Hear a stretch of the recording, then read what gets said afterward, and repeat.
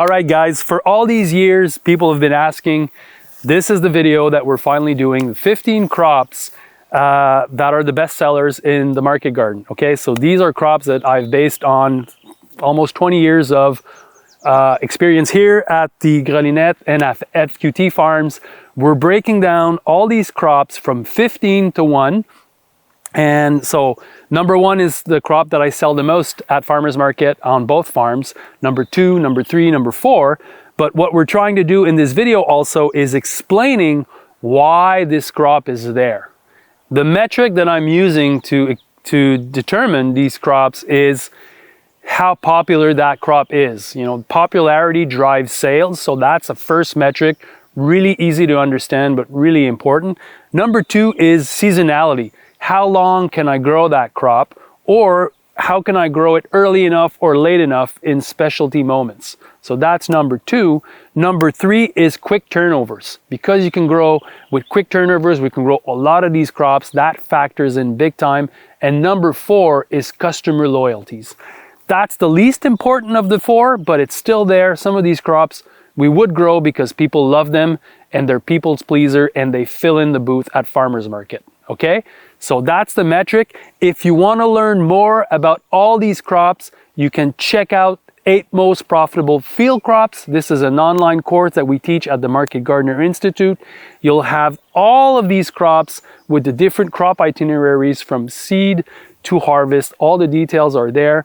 If you're interested in the greenhouse crops, you can also check our class, Mastering Greenhouse Growing Practices. Same thing. From seed to harvest, all the steps to grow amazing, amazing crop. So without further ado, let's start at number 15, lettuce heads. So lettuce heads are one of these crops. They're not the best sellers. People buy them. They buy them every week. And the trick with this crop is to have, first of all, a great diversity. You want to have different colors, different shapes, bid, green leaves, oak leaves, all these different varieties that are like looking good at the booth. That's number 1. And when you have that diversity, it just creates a lot of a nice image, a nice ambiance. It's just, you bring these colors to market and it's fresh. So these are young lettuce that we transplanted some weeks ago. You know, these are like from $3 to $4 a head. So if you calculate the revenue per bed, it's huge. The trick with lettuce heads is to have constant supply from week 1 to the last week that you're at farmers market or at your CSA. So that could be 25, 30, 35, 40, 45 weeks of constant supply. Every week you need to have 200, 300 salad heads that are ready to go for market, prime stuff. So the trick to that is to have a bulletproof planting schedule that mixes different variety with different DTMs, days to maturity, and that you have a planting program where you're always planting new ones every week or every other week with different DTMs. And again, it's a feast for the eyes at farmers market, and it's this constant crop that most customers will always buy 1 or 2 salad heads at your booth. So it's a winner in that way. 14, field peppers. Field peppers are an absolute powerhouse for late cash flow in the season. They take a long time to establish, but once they start giving, they generate so much value in these few weeks at farmers market or through your CSA that you have them. Each plant of pepper will give you 5 to 6 to 7 really nice peppers that you can sell from $3 to $5 each. So it's really easy to understand how peppers are a high value ticket. The trick with peppers is, first of all, to have nice diversity. You want to have all these different shapes, colors, all mixed or not mixed depending, but again, at the booth when you're selling them, people will be attracted to these colors and to this variety that's so unique to your stall. So that's really key. Also, you want to be growing peppers on the smaller sides of things. You know, big peppers, they don't sell as much. People will complain if they take a big pepper, you put it on the scale, and it's 1 pepper, $5. They'll complain. If it's 2 smaller peppers for $6, they won't complain. So, smaller varieties, smaller size, but color and diversity is a game changer. The next important thing about peppers is to start them in the right way. And that makes the whole difference. You want to start them indoor. You're transplanting plants that are really up and kicking. You want to make sure that from the greenhouse, the nursery, to the field, not a step is skipped. You want to be perfect in all the different steps, making sure that the plant really kicks in a boost. And then you're on your way. When you trace them and you set up the right way, you're on your way to abundance of harvest down the road. Number 13 is field tomatoes, okay? Year in, year out, we have bumper crops of heirloom field tomatoes that are a hit at farmers market. Field tomatoes, like pepper, is a plant that you start really early, you put a lot of effort into it, and eventually you just go to the bank. Field tomatoes would be much higher on our list if it wasn't for the short time that we have these tomatoes. We're talking about early September. For about 6 to 7 weeks max, we have these tomatoes. They're a hit at farmers market, but it's also the time of year where all the other growers have their tomatoes. So they're not as lucrative as greenhouse tomatoes, which are much higher down the list. Trick for field tomatoes is, like peppers, you want to make sure that you start them exactly the best way possible. So you want to start with really nice plants. You want to bury them as deep as you can. So we'll bury them all the way to the first true leaf. And we will trace them using the Florida weave system. We're going to prune them a few times, not too much, and then they're on their own. So the trick with field tomatoes is to invest a lot from the start. You know, investing in good compost, putting landscape fabric, that's non-negotiable because it conserves the moisture, and it also allows the plant to grow without any disease because rain droplets don't fall onto the soil, which goes to the leaf. The landscape fabric eliminates that problem, and it eliminates weeds. So the setup is really important, and then you want to invest as less time as you can until the harvest, which is really where you get all your reward. Number 12, spinach. Spinach is quite unusual. People wouldn't think that it's on the list, but it is there. Every year we sell a lot of spinach. At the end of the season, when we do the accounting, we're always surprised that spinach is there, but it's not that surprisable because spinach is a workhorse. It's one of these crops where it doesn't need to be flashy, it just needs to be there. It's there really early spring all the way up to summer, and it gets back popular again from fall all the way up to the next summer. So spinach, it's one of these crops that's there because we can grow it almost 7 to 8 months out of the year. It's definitely the winter workhorse. In the winter, it's our #1 crop. It's the easiest crop to grow in the winter. And that's the time of year when people really appreciate the quality, the crunchiness, the sugar. It's like a different crop altogether in the winter. So that makes up the list because we grow it year round in the winter, but also early spring and late fall. It's also a crop that people like and appreciate at farmers market. So you want to have it that time. A few tips about spinach. We transplant our spinach, which is something that people might think it's crazy because it's a lot of work, but to get the perfect density and to get like crops that are really well established, well rooted, we'll be able to harvest a few leaves every week and really pick and pick and pick and pick. That's really the trick, to have the good varieties at the right timing for spring, for summer, because you can also grow spinach in the summer, but you definitely need to have summer varieties. It's not the best time, but it's possible. But spring and fall and winter, adapt the cultivars to that seasonality. You can check out our blog at the Market Gardener Institute to know which cultivar we use, but it's definitely a game changer for year-round growing. Spinach makes the list at number 12.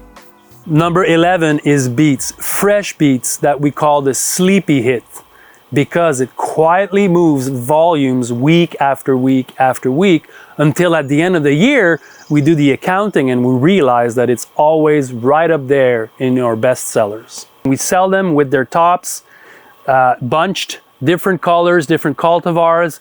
We have them from early markets all the way to the last few markets. Week after week, we have them bunched. Again, this crop is just fantastic. There's a lot of demand for it. It's surprising, really. We don't think about beets, but people love beets, and they love them when they're the right size and the right color.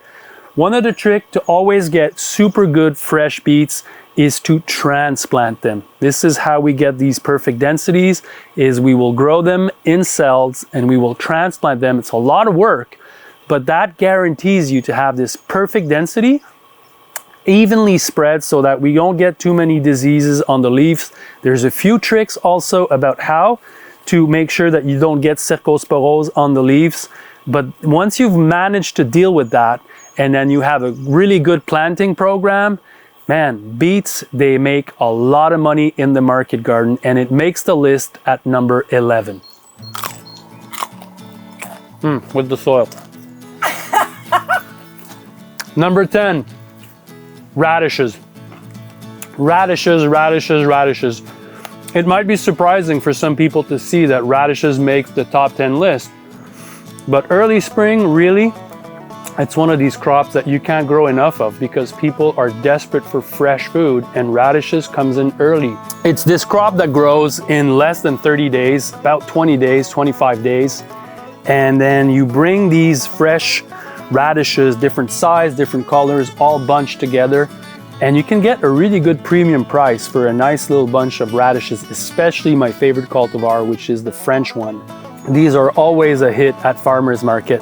But again, the thing with radishes, it's an easy crop, it's really fast to establish. When you have a planting schedule that's week after week after week, then you make sure that the first 8 weeks at farmers market you have piles of radishes, you'll make a lot of money, because radishes in the spring is king. King, king, king. So it's one of these crops, easy to grow. We direct seed these crops. They're densely seeded. We use the Jang seeder. It singulates the seeds really well. And there's not much to say about it. It's just one of these crops that you just need to think about planting a lot of it and having as many successions as possible so that you have fresh radishes for the first few weeks at farmers market. That's really when you'll make your money. Different insects can be a problem. Cover them with insect netics or row covers. Besides that, if they're well watered, if they're outside for early summer and planted in tunnels early spring, it's an easy crop to grow. Guys, it's me again, just letting you know that we are having a free workshop on these successful crops. We're gonna dig deeper and we'll have people coming in. All the information's on the link below. If you're interested in learning more, if you wanna improve your game, just check out this course. It's there for you and it's free. So I'll see you there. Number 9 is arugula. Arugula, or roquette, we say here in French, makes the list because, like radishes, it's one of these crops that early spring you can grow a lot of it really fast and bring it at farmers market when there's not that many growers that have it. If you're doing restaurant sales, it's a home run, and it's one of these crops that it's like it's spring, spring, spring, spring, spring, just like radishes. But then, unlike radishes, you can grow it in the fall and you can grow it year round in the winter. It's a really good winter crop. It grows really easily. You can do multi-cuts, harvest it for many, many, many months. And that's how it catches up with radishes in the list, because we grow a lot of it in the spring, but unlike radishes, which sell out only in the spring, that crop you can also grow in the tail head of the winter and fall months. Arugula, not complicated. We seeded 12 rows on a 30-inch bed. We definitely need to cover it for insect control. You want to make sure that you're growing your arugula without any flea beetles. That's really the trick. But once you've mastered how to do this, and it's definitely possible, and you have a super high quality product, you'll sell a lot of it. Arugula makes the top 10 list, and it's actually one of my favorite crops to grow. Number 8, carrots. Fresh carrots, pile high and watch them fly. Carrots at farmers market, they're a favorite. And honestly, friends, if you have fresh carrots week after week after week, you'll sell them without even thinking about it. The trick with carrots is to have constant supply, and they need to be fresh. So you'll sell them with their tops. That really marks the difference between carrots that are so-so, and carrots that are amazing from the garden. So we sell them with their tops, and then we need to have different succession plantings, always delivering fresh carrots to our loyal customers. We'll have 12 to 15 plantings in a year, staggered so that we're always harvesting fresh. We seed them at a really high density, 5-6 rows per bed, per 30-inch bed, and we use cultivars that are, you know, from the French heritage. The Nantais, really tasty, crunchy, tasteful. Again, carrots, it's one of these crops that people taste and they're like, carrots, carrots, carrots, they love them. The trick is also to grow them without weeds, okay? So that's really where the pros can really hit it. We use flame weeding in pre-emergence to make sure that we're always triggering weed growth and then burning them while the carrots are just ready to emerge. And that's how we do all of our seedlings, making sure that we're never pulling weeds with our hands in the carrot beds. They're always clean because we use the right methodology, and with the right methodology, you diminish the workload of growing these carrots. But again, having them with constant supply, pile high and watch them fly. Number 7, Huckleberry turnip. Huckleberry turnips are a bestseller at farmers market because once people taste them raw, like this, they're immediately hooked. These turnips are nothing like regular turnips. They're fresh salad turnips and people just love them fresh. I don't know to how many thousands of customers I've showed Huckleberry turnips and to how many growers that have started growing Huckleberry turnips and have made them so popular at farmers market. It's a royalty crop to grow because it's a fan favorite. People, once they taste it again, they love them. And the trick with Huckleberry, with turnips, is to grow, first of all, this variety, Huckleberry, and then secondly, you need to make sure that you're growing to be not too big, about the size of a golf ball, a bit bigger, and then having consistent, constant supply in the spring. When you're able to make a lot of money before everything's there at farmers market, you can load up the booth with piles of these turnips. And in the fall and in the winter, it's also a good winter crop because you can sell them with their tops semi-off like this, and then chefs, people will buy them. They're a good success later on into the season. Huckleberry turnip, we direct seed them.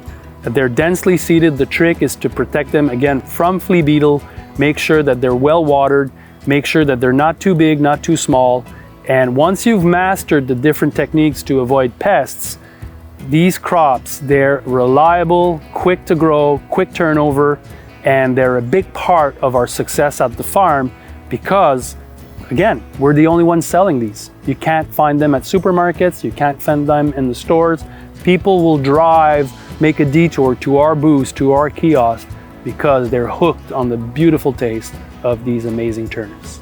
Okay, we're getting close to the top 5, but number 6 might surprise you, but on our list year in, year out is greenhouse string beans. Beans are probably not a crop that some growers are familiar with growing in greenhouses, but because we're growing them in greenhouses, these are indeterminate plants. They'll grow to be so high. They'll give for so many weeks. And we have 2 to 3 different successions in a year. We grow them about 10 months out of the year. It's a cornerstone as a supply that we have for the restaurants, the chefs, and the grocery stores because we can consistently bring these French filet type, really nice beans for such a long period in the year. The money per plant is really high on beans and the demand for wholesale is huge. And so it's one of these crops that we do have at farmers market. We do put some in our CSA, but the trick with these is that we're able to grow them for a long period of time, stringing them over 5, 6, 7, 8 feet high strings, harvesting them with both of our hands. That's really the trick here. You need to be really efficient in your harvesting. But we are pumping out huge quantity of fresh beans week in, week out for such a long period of time That's how it makes its money. And it does make a lot of money because it's almost close to being top 5 on our list. So, top 5 crops. And we start at number 5 with another greenhouse crop, and we're talking about greenhouse cucumbers. Check it out. Okay? So, greenhouse cucumbers, growing cucumbers in the greenhouse and tracing them using the umbrella tracing system that we've discovered and used for so many years now. We're able to harvest weeks and weeks and weeks and weeks of really nice cucumbers. We grow the longer English ones, but we also grow the sweet Lebanese ones, and we sell a lot of them at farmers market. The trick, we all know that cucumbers are popular, but the trick is to be able to grow them for such a long period of time, and that's where greenhouses make a big difference. We're able to ventilate to avoid excess heat. We're able to grow them with heat when we need it. We have nets, insect nets in the greenhouse so that we can avoid pests like the cucumber beetle. We're controlling the environment, and we're tracing these crops to be super productive. And the trick is to have different successions through the year, which is also something that we do. So all in all, it's a crop where you learn the techniques, but once you've mastered how to grow them, it's gonna keep giving week after week after week. It makes the top 5 list on our list. Number 4 is garlic. Garlic is the ultimate money in the bank crop because it's one crop that once you've planted, there's almost zero to no work until you harvest it and cure it. And once that's done correctly, you can keep the harvest for 2, 3, 4, 5, 6 months and sell it off every week when you need it. You can sell off a big chunk of it to restaurants, to the grocery store, or you can come in week after week and just steadily move your garlic little by little, always getting premium price for it. Fresh garlic is the best. We grow hardneck garlic for its flavor. We have one favorite cultivar. You can check out the blog post to see which cultivar that is. And also because of the shell life of hardneck garlic. Really easy to grow. We plant it in the fall. We front load the whole beds with good compost, and with the right spacing and with the right cultivars, and making sure that your seeds don't have any disease, which is the most important thing about garlic. And we plant a lot of it and we just watch it grow. And then at one point we have the ultimate pro tip of how to harvest it. And that pro tip, friends, is to have a harvest party.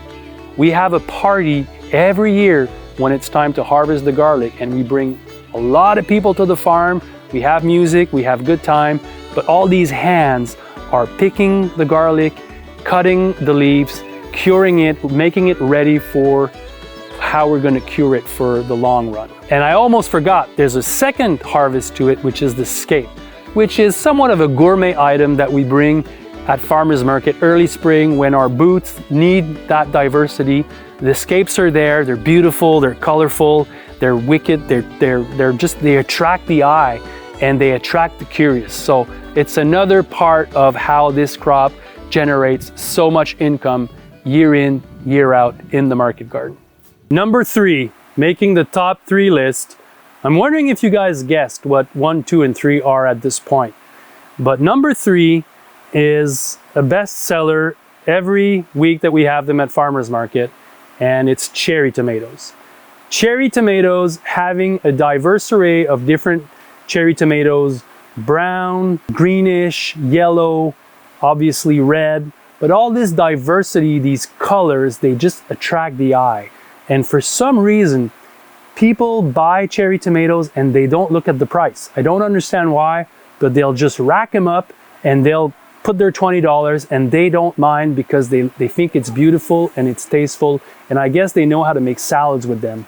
But for us at farmers market, like, the trick is to have them as early as possible. That's why we grow our cherry tomatoes inside a greenhouse, and we grow indeterminate plants that will grow to be 10, 20 feet high. We grow them on a string. We circle the plant week in, week out. We cut the suckers out and we lower and lean our plants.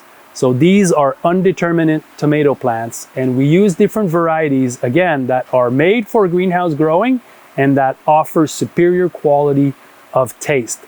The trick with this crop is to grow it inside a greenhouse and to master all the different techniques that allows you to harvest bountiful amounts of these money-making little dimes every week.